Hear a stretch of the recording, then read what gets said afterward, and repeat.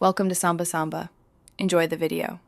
You start by confirming your phone is unlocked and that it supports the carrier bands you need. Otherwise, the SIM won't connect reliably. Next, pick a plan, pay-as-you-go, daily pass, or a 30-day bundle, based on trip length and data needs, then prepare your ID and payment method. Once done, register the SIM or scan the eSIM QR and follow carrier prompts to provision. Make sure to save the ICSID and any activation codes in case you need to re-enter them.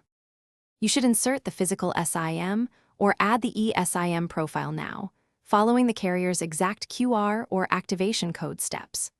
Once the profile is present, enable mobile data and data roaming in settings, then enter the carrier's APN values exactly as provided. This ensures MMS and mobile internet work.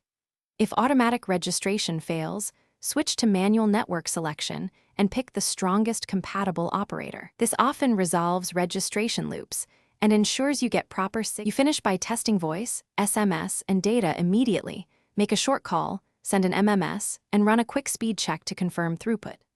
Then monitor usage in the carrier app or web portal and top up or switch plans before you hit caps to avoid throttling or expensive overages.